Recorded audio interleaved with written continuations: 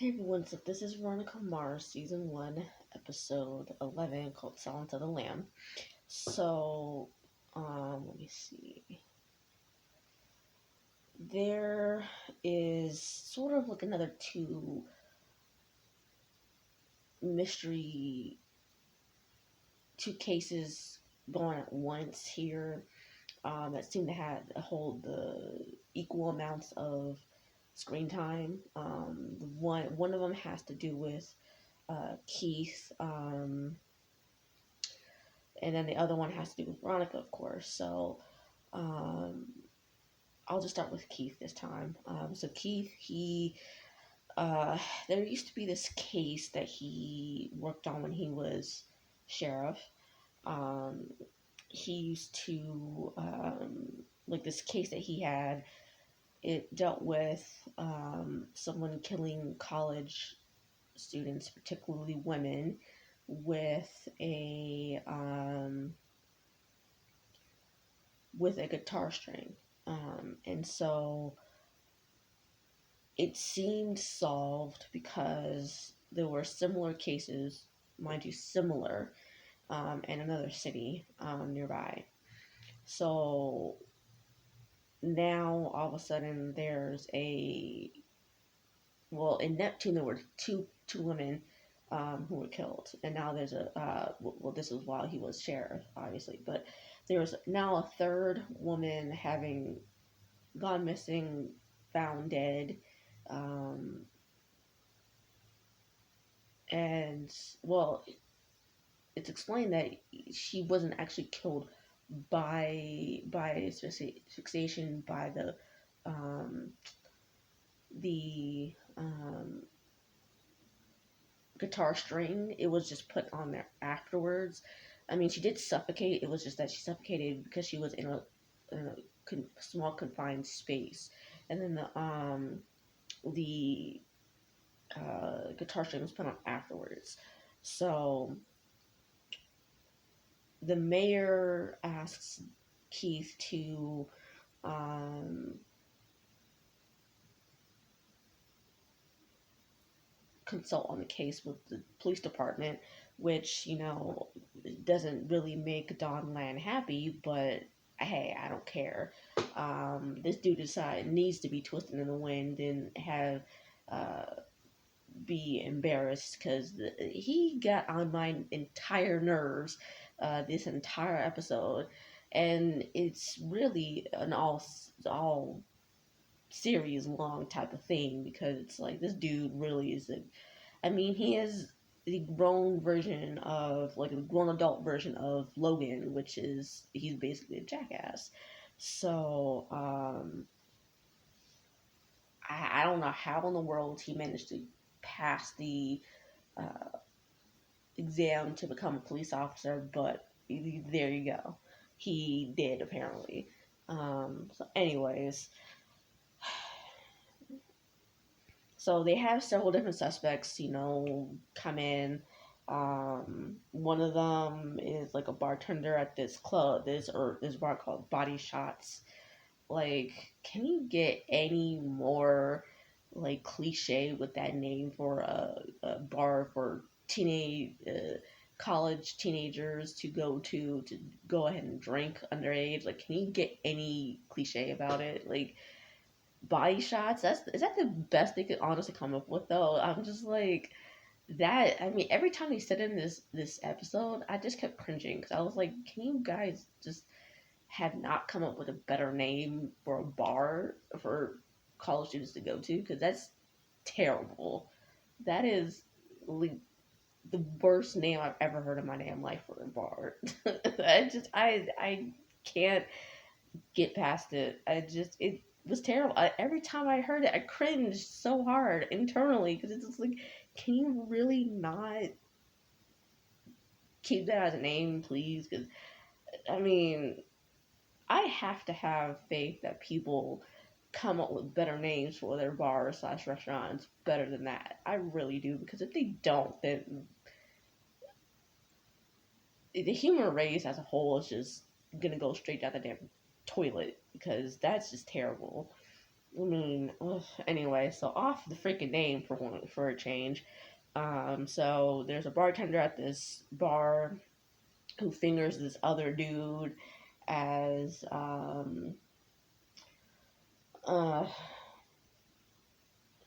someone who videotapes the college students at this bar, and so eventually what they do is they get the videotapes that he took of these women, and uh, Keith takes half of them, Lamb takes the other half. Lamb finds one of the victims on one of the tapes that he watched. Keith finds another victim on another tape that he one of the tapes that he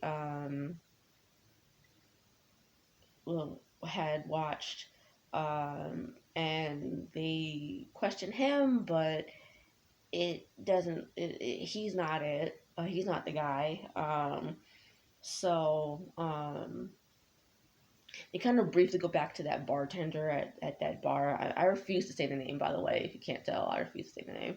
Um, and so Keith thinks that the bartender was the one who possibly um, was the one like they was the one again after they kind of questioned him the first time, and so he um, doesn't think so anymore. Once again, after he sees soundproofing equipment at a deputy's house, because this deputy, his name is Leo D'Amato, by the way, and he plays music on the weekend, but I guess some other deputies, and he got noise complaints from the neighbors, so he put up soundproofing um, equipment in his like garage or whatever to not get as many noise complaints, if any. So, and the reason why he saw this was because Veronica was there, and he tracked her phone because he was worried that this bartender who seemed to take an interest in her um, was the guy, and so he wanted to make sure that she was safe. And so he realizes that earlier in the episode, he and Lamb had gone to this guitar shop, I guess you would call it, like guitar slash music shop. And the owner, I guess you could say, or the owner slash like uh, cashier there, um, he was playing music with some people there, and it was really loud, and so some of the people, like two of the people that he was playing music with, was in a specific room, and he closed the door, which can't deafen the music considerably, and so the soundproofing in Leo's garage reminded Keith of that. So he and Leo go to that guitar music shop, find um, a current missing college student, and Keith is almost hurt or killed by the guy who he had talked to earlier, and but Leo ends up saving him. So that's really one of the main cases this episode. The other main case is that um, Veronica starts to do a lot of digging into her classmates' parents, and during when Veronica gives information on one of these students' parents in the bathroom, Mac, who comes back again this episode, she overhears Veronica giving this information to the student, and so um, Mac asks Veronica to look into her parents, um, and so let's see. So that's the most of the rest of the episode centers around Veronica helping Mac figure out any info on her parents. Um, what Veronica finds isn't too damaging. Like there's tickets for her father's car, there was a tax audit, etc. And then she sees that they had won a $1 million lawsuit in 1992 against the hospital Mac was born at. So Mac's like, can you look into it? Um, so she eventually does, and so she goes to Mac's house and is like, look, yes, I found some stuff, but I don't think you would want to hear it. I think it would be best if you actually took the option of not hearing this information. And so Mac doesn't listen to her. So she's like, tell it to me anyway. So she tells her um, that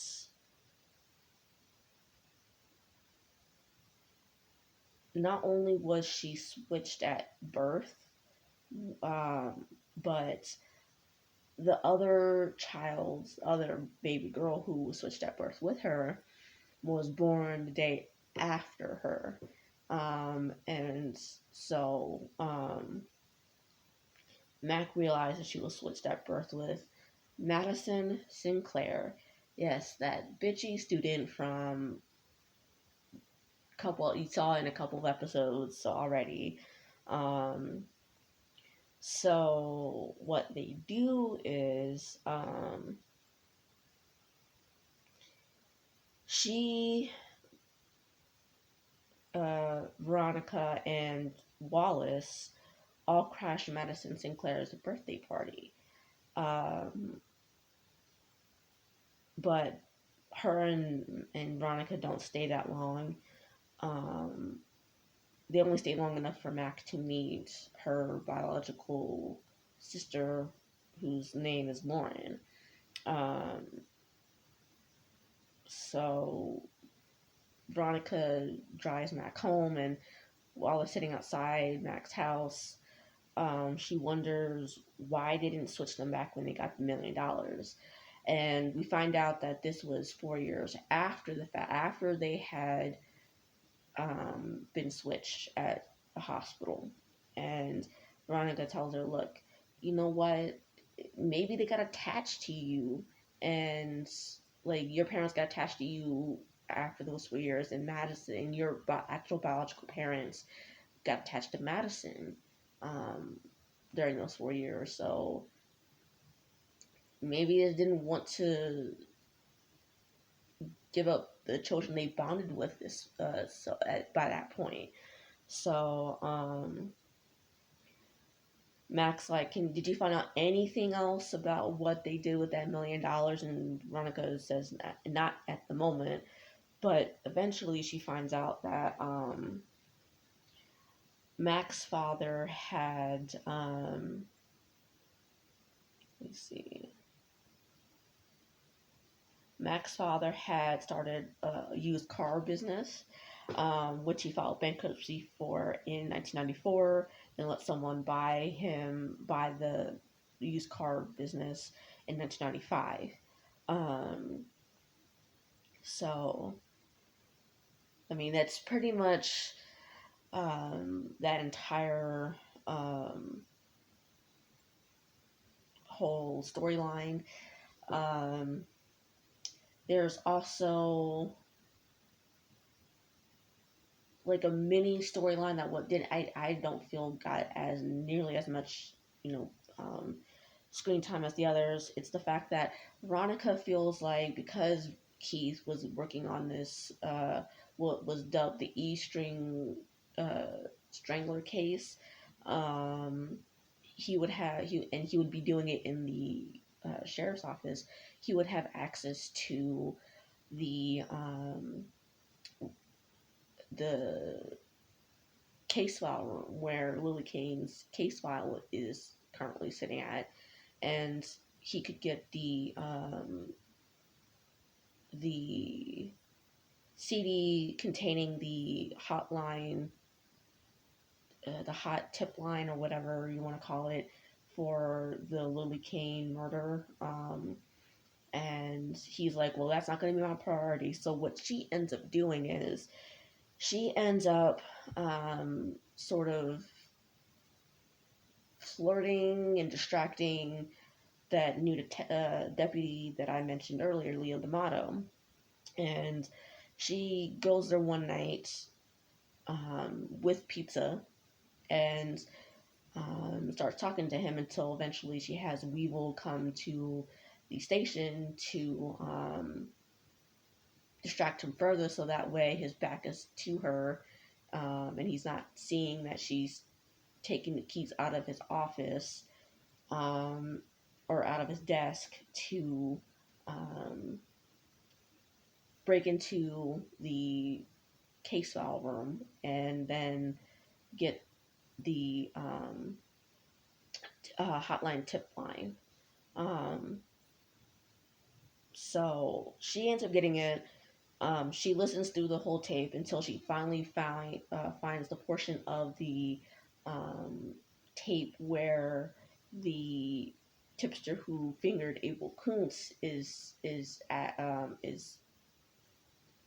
identified, which is the fact that the tipster disguised their voice to make it sound like, or to not get people to know who they are. So she has Mac um, try to unalter it as best she can to see if she can find out who it is. Mac manages to do it, and Veronica realizes it's Clarence Weedman who fingered Abel Kuntz. So what she ends up doing is she ends up taking several pictures of Clarence Weedman around town, in various places, like with his child and with Jake Kane, and sends all those photos to him at his office at Kane Software. So that's basically the entire episode in a nutshell. Um, and I think it was pretty good considering that I wanted to tap dance on Don Lamb's throat all freaking episode.